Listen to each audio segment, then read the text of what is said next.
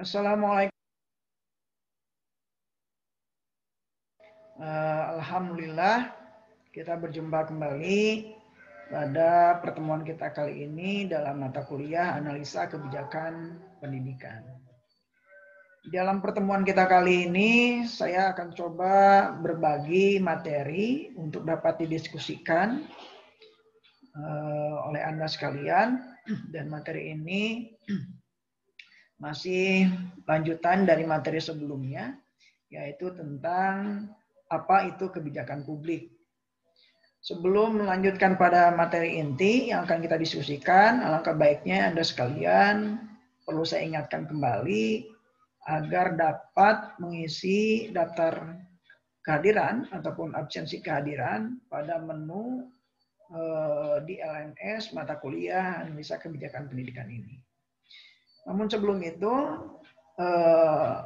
saya akan ingatkan ataupun ulas terlebih dahulu tentang beberapa poin penting di pertemuan sebelumnya yang harus kita catat dan kita ingat bahwa yang dimaksud dengan kebijakan publik itu seperti yang kita sudah bahas itu merupakan suatu keputusan, suatu peraturan yang dimana dibuat oleh sesuatu yang berwenang. Siapa yang berwenang itu? Yaitu pemerintah, itu sekolah, ataupun lembaga-lembaga lain yang kemudian itu tujuannya adalah untuk mengatasi suatu persoalan yang terjadi di lapangan ataupun masalah publik. Nah, tentu mengatasi masalah publik ini menjadi salah satu karakter, corak ataupun ciri dari yang namanya kebijakan publik itu sendiri. Nah, oleh karena itu, satu kebijakan publik tentu punya dasar kenapa kebijakan itu dibuat. Nah, dasarnya itu karena ada masalah di lapangan, karena ada masalah di kasus realita di suatu wilayah, sehingga perlu ada satu kebijakan.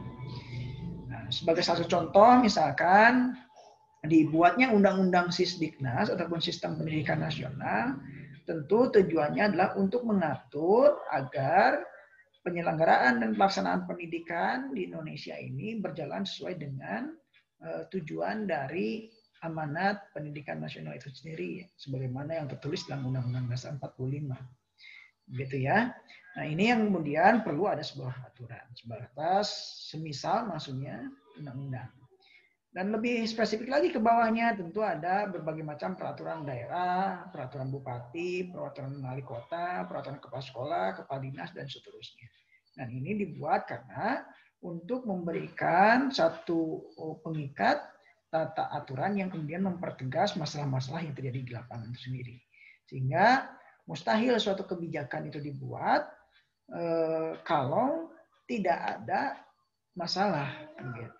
Kalau tidak ada masalah, berarti tidak perlu untuk dibuat satu kebijakan ataupun keputusan publik itu sendiri. Nah, itu barangkali sebagai kata kunci pentingnya ada suatu kebijakan publik. Begitu ya.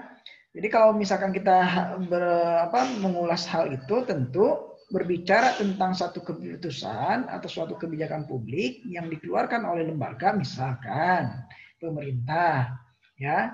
Ketika pemerintah memberikan suatu keputusan dan bahkan keputusan itu dibiarkan tanpa ada satu tindakan apapun, maka itu merupakan satu kebijakan, gitu. Ya, jadi suatu keputusan pemerintah adalah suatu kebijakan dan pembiaran pemerintah terhadap sesuatu itu pun disebut sebagai suatu kebijakan. Artinya apa? Tindakan pemerintah ini seperti yang disampaikan oleh beberapa teori yang telah kita diskusikan, bahwa pilihan pemerintah untuk tidak melakukan dan tidak melakukan suatu tindakan itu merupakan salah satu pilihan sebagai bentuk dari adanya kebijakan. Itulah yang merupakan kata kunci. Nah, selama beberapa pertemuan ke depan yang perlu kita catat dan yang hal-hal teknis yang substantif tentunya teknis itu berkaitan tentang masalah bagaimana cara kita membuat suatu kebijakan ataupun pemerintah membuat suatu kebijakan. Ini kalau kita logika teorinya menggunakan teorinya Lester dan Stewart, dia menggunakan 6 hal. Nah, 6 hal itu diantaranya adalah agenda setting ataupun perumusan agenda. Kemudian yang kedua ada formulasi, bagaimana untuk merumuskan kebijakan setelah dilakukan identifikasi terhadap permasalahan-permasalahan di lapangan. Kemudian setelah adanya formulasi, maka steward dalam teorinya itu untuk menggunakan formulasi perumusan itu, maka dilakukan implementasi. Nah, implementasi pelaksanaan di lapangan tentu akan ada hambatan pro dan kontra. Maka ketika terjadi ketidakadilan, ketimpangan, ataupun lain sebagainya yang kemudian menganggap bahwa kebijakan itu tidak berpihak atas ajas keadilan, maka perlu ada evaluasi yang nantinya bisa dimungkinkan adanya amandemen ataupun perubahan. Nah, kalau misalkan kebijakan itu melanggar aturan, maka bisa jadi peraturan itu dicabut. Begitu. Jadi itulah namanya dalam analisa teori Lester dan Stewart itu dinamakan dengan siklus kebijakan publik yang dimulai dari agenda ataupun identifikasi masalah, formulasi, implementasi, evaluasi, kemudian ada apa? Ada amandemen jika ada perubahan, kemudian dilakukan pencabutan jika kemudian peraturan itu melanggar peraturan di atasnya. Nah, beda halnya dengan William Dunn. Ya, William Dunn ini intinya sama dengan Stewart dan Lester, hanya saja pada aspek setelah formulasi, ya, kalau tadi ada formulasi dan langsung ke implementasi yang dilakukan Lester dan Joseph Stewart, menurut William Dunn itu langsung ada terlebih dahulu yang namanya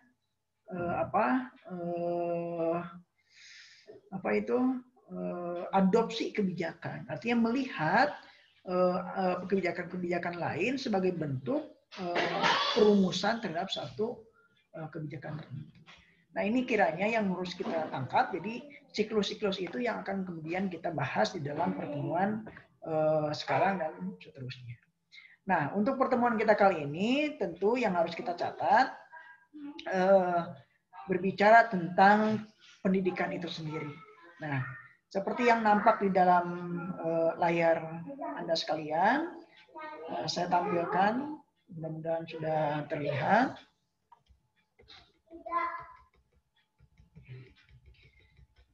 Ya, mudah-mudahan sudah terlihat ya. Nah, yang akan kita diskusikan kali ini, seperti yang tadi saya sampaikan, adalah kebijakan pendidikan. Nah, kebijakan pendidikan ini merupakan bagian turunan dari satu kebijakan publik, gitu. Ya, bagian dari tentang kebijakan publik. Nah, ini yang kemudian akan kita diskusikan selama satu semester ke depan, berikut tentang kebijakan-kebijakan apa yang terkait dengan pendidikan, khususnya dalam ruang lingkup daerah.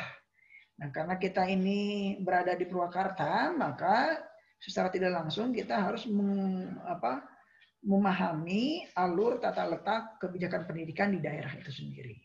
Nah, supaya apa? Supaya implementasi kebijakan pendidikan di daerah itu apakah sesuai dengan realita di lapangan atau perlu ada evaluasi, bahkan ada sebuah amandemen terhadap kebijakan-kebijakan itu sendiri. Sehingga nanti hal itu semua akan kita analisa dengan teknik-teknik yang akan kita sampaikan.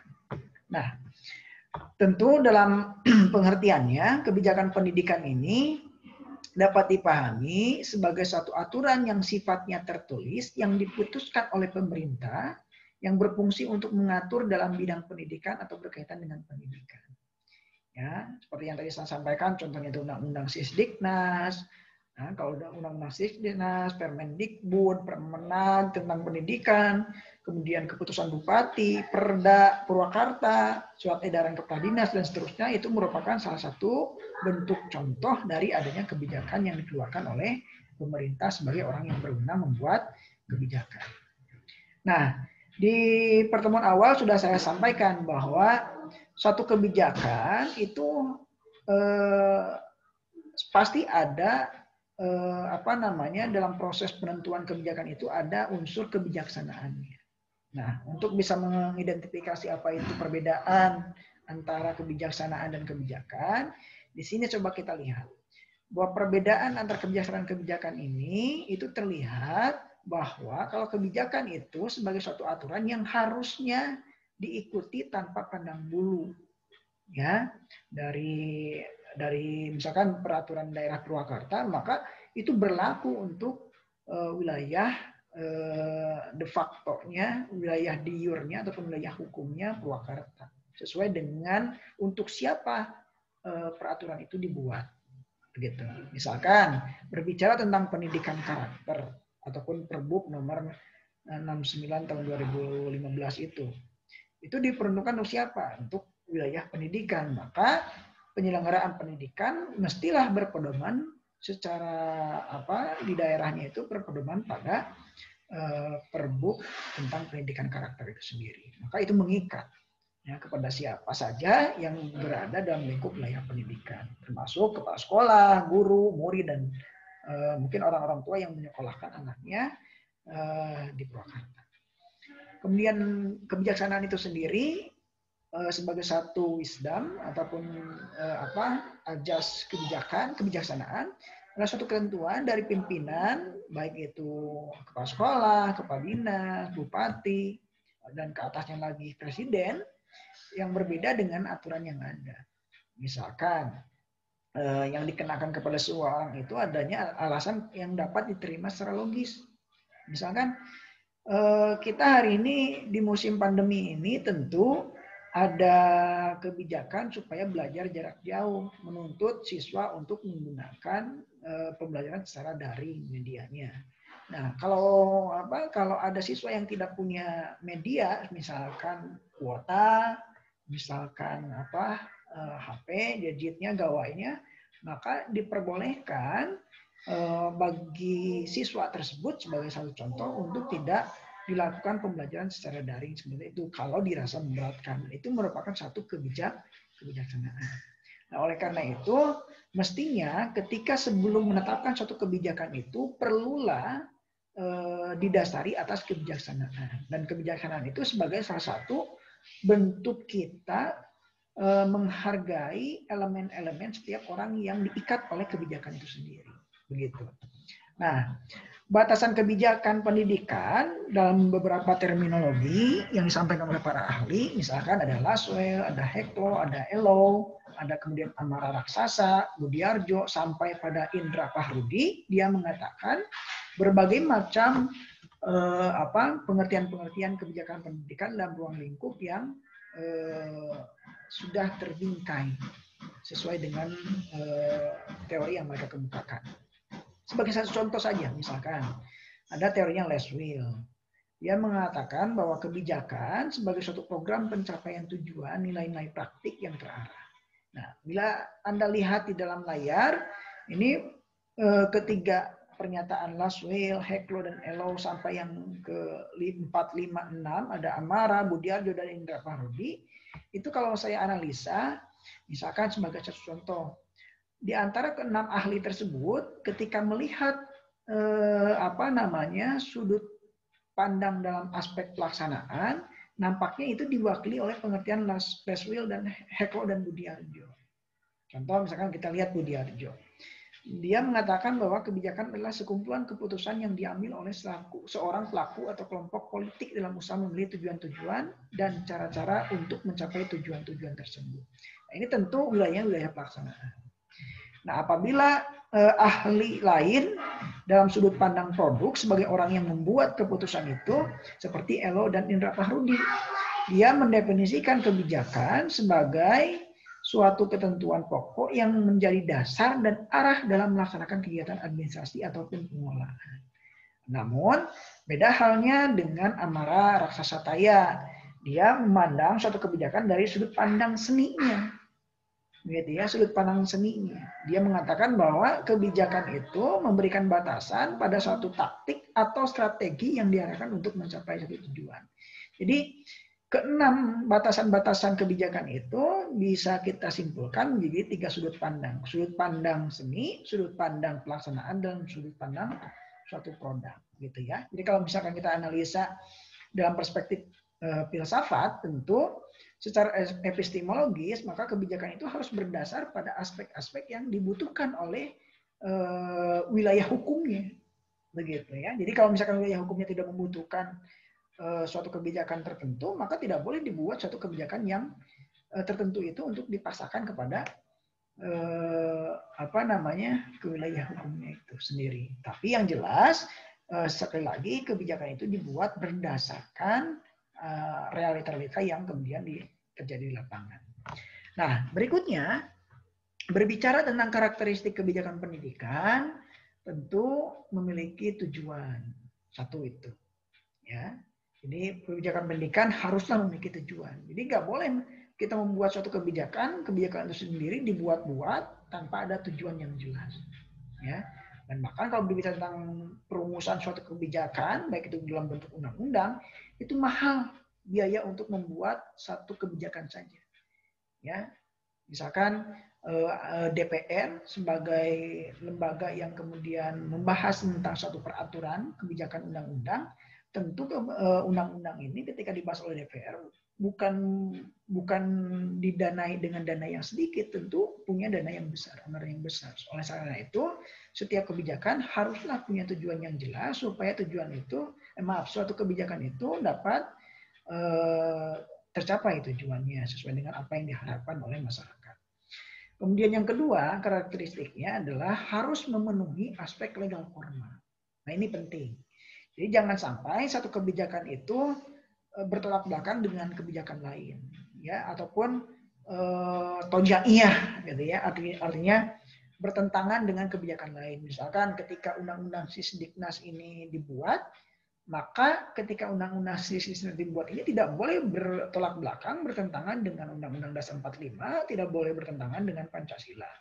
Begitupun ke bawahnya, turunannya, ada Permendikbudnya, ada surat keputusannya, ada PP-nya, kemudian ada perdanya, sampai ada surat edaran yang dibuat oleh dinas-dinas pun harus secara hierarkis, tidak boleh ada yang tidak sesuai.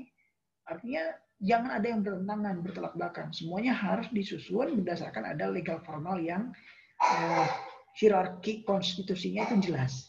Jadi kalau bicara tentang landasan ideal, landasan konstitusional, kemudian ke undang-undang, kemudian ke Perpu kalau ada, kemudian ke PP, peraturan Perpres, kemudian ke Permendikbud, ke PP, ke Perda dan seterusnya lah. Nah, itu kalau berbicara tentang hierarki konstitusi. Artinya apa? Ketika suatu kebijakan dibuat itu tidak boleh ada pertentangan kebijakan. Misalkan kalau ada suatu kebijakan yang bertentangan kebijakan lain, maka itu sudah cacat kebijakannya. Itu satu. Kemudian itu yang kedua ya. Kemudian yang berikutnya, yang ketiga, karakteristik kebijakan pendidikan itu harus memiliki konsep operasional kebijakan pendidikan yang jelas pula. Nah, biasanya kalau Anda baca dalam satu undang-undang, dalam satu peraturan, biasanya di dalam bab 1, pasal 1, misalnya berbicara tentang ketentuan umum. Nah, di dalam pasal 1, bab 1 ketentuan umum itu selalu diuraikan terlebih dahulu definisi-definisi operasional ataupun pengertian-pengertian operasional yang menjelaskan tentang hal apa saja yang kemudian akan dibahas dalam peraturan itu. Ya, coba nanti Anda cek di beberapa contoh peraturan, baik itu undang-undang, Permendikbud dan sebagainya.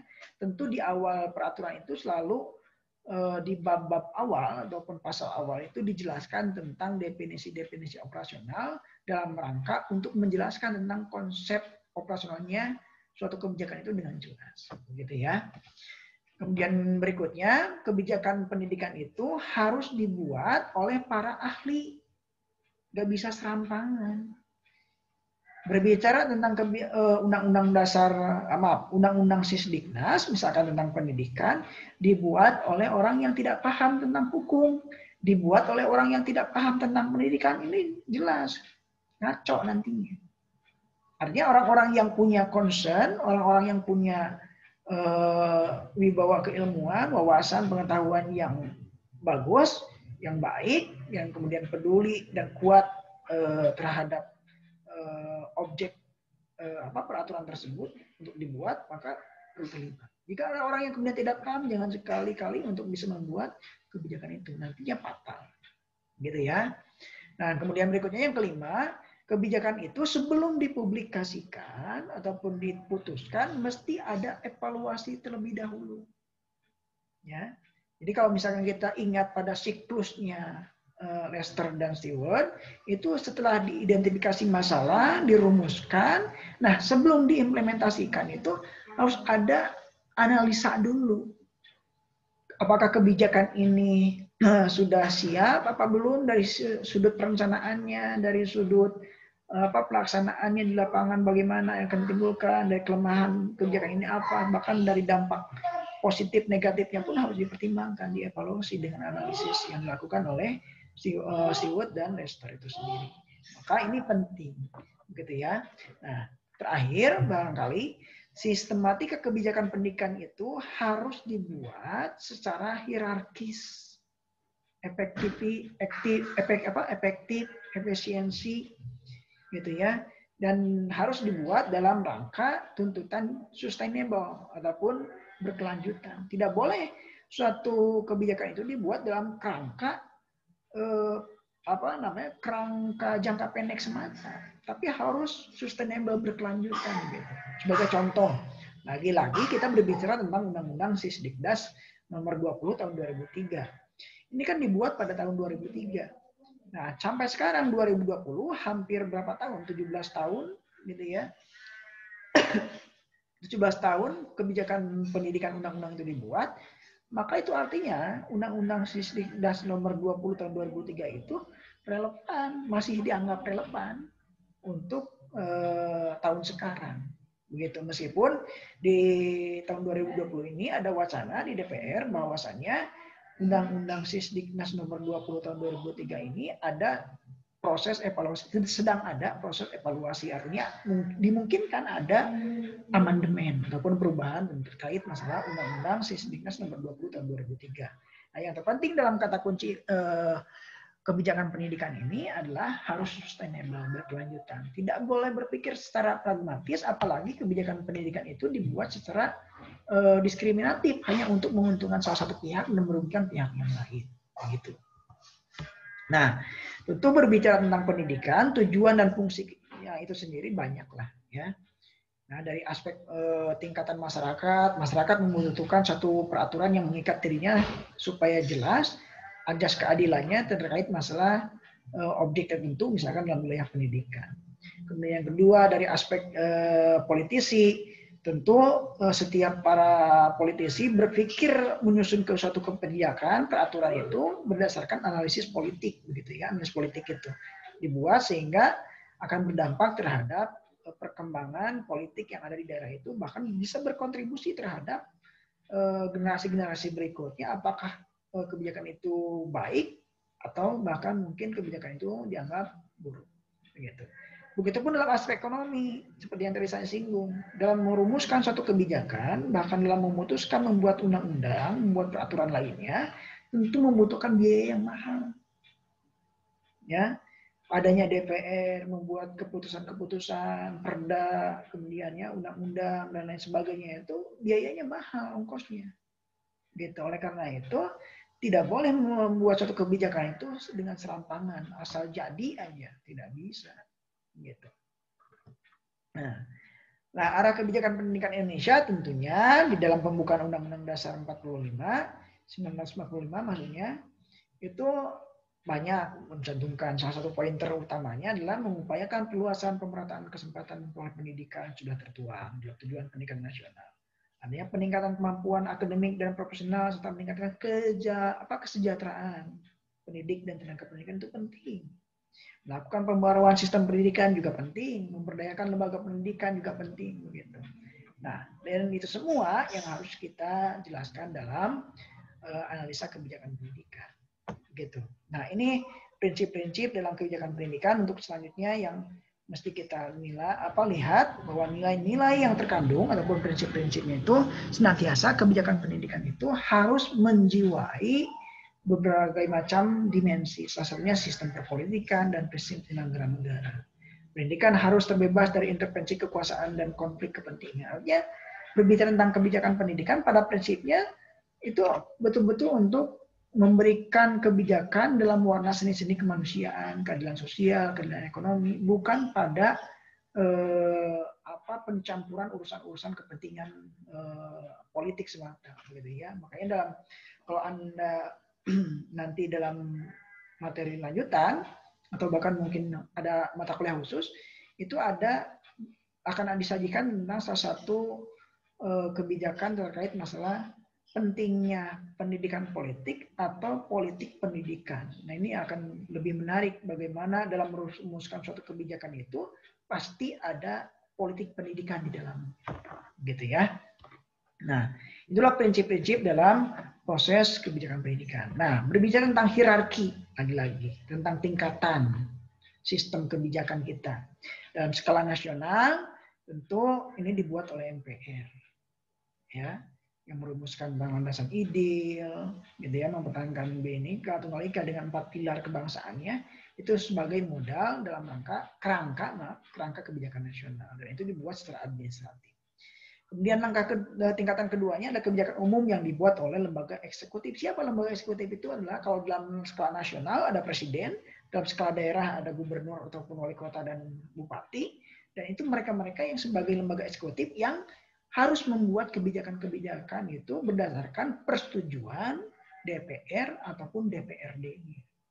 Gitu. Jadi ketika presiden membuat undang-undang maka harus ada persetujuan dari DPR. Ketika gubernur membuat undang-undang, membuat peraturan daerah, maka harus ada persetujuan DPRD provinsinya.